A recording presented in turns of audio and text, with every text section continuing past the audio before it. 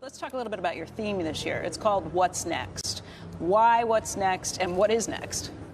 So what's next is that, so we're looking for faster growth in the future than in the past.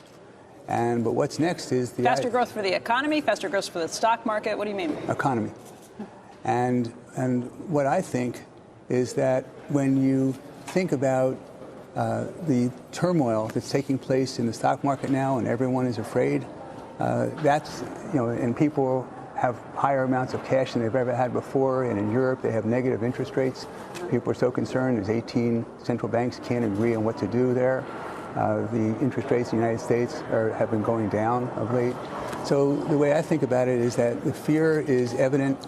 Yesterday you had Jeffrey Vinnick on your show, and he was talking about how difficult it is for him to raise money. There's been money flowing out of active mutual funds for several years now, going into passive. In addition to that, someone like Jeff Vinnick, a superstar investor, he can't raise enough money to have a business that's viable.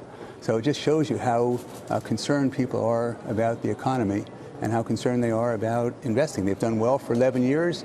Now they don't want to give it back. And so the way I think about it, though, is that the stock market today is pretty much the same valuation that it was in 1969. It's 16.6 times earnings. It was 16.5 times earnings then. Then was amidst turmoil. You had the cities on fire, the National Guard in the streets trying to keep law and order. You had the Vietnam War protests. So you have women's rights, protesting. So everything was a mess. But the thing that really sticks in, and the assassinations of President Kennedy. I was talking in my office about, I have a lot of younger people in my office, and I said, tell me about the assassinations in the 1960s. And people said, well, John Kennedy. I said, anyone else? And they said, I don't know. It was Martin Luther King in 1968 and Robert F. Kennedy in 1968. They tried to get George Wallace. So there was turmoil then. There was a concern that the country was going to survive. But the stock market then was 1,000 on the Dow Jones. It's now 26 or 27,000, so 26 times.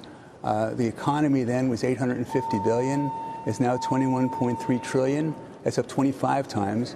So all you had to do was believe that this country was going to survive and invest then, and you would have made 25 times your money.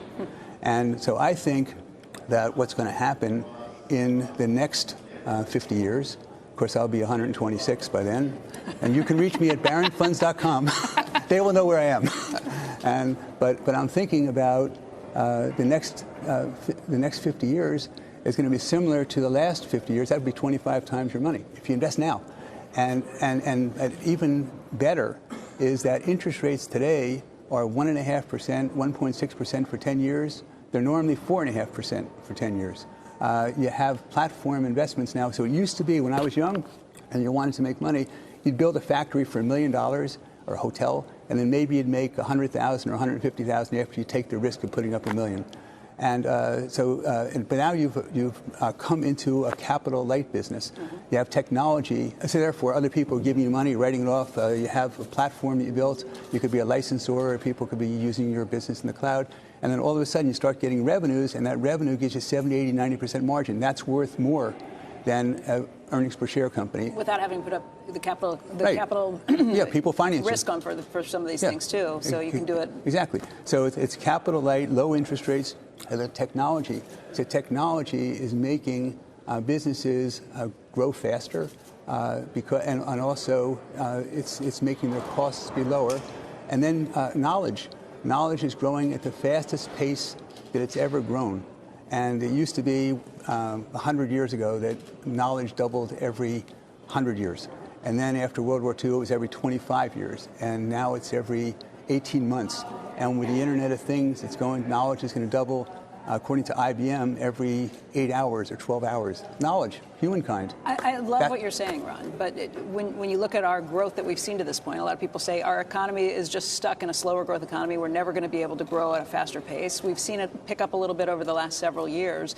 But why isn't it reflected in the numbers? Why isn't the economic growth stronger? Because you're right, information technology, all of these different ways of increasing our productivity, our knowledge, it's not reflected in the government numbers right now. Well, people are afraid, well, you're in one of these, the economy doesn't go like this, it goes like this. And so as a result of that, whenever it goes down, people say, my God, this is it. This is the end. I better get out. And so all these people, so I watch remote show in the morning, and everyone talks about, well, the stock market is going to go up, it's going to go down, it's going to go sideways, economy, I'm worried about a recession. Everyone's worried about something. But the big thing to remember is what I was talking about before.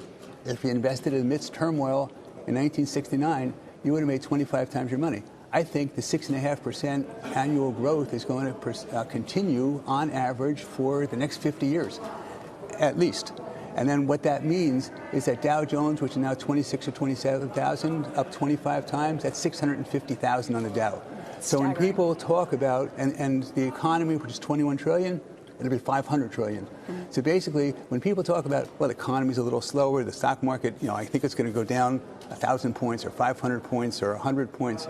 But if you're thinking about it's now 26,000, and it's going to be in 50 years, for young people, it's going to be 650,000 or 600,000. It's just compounding.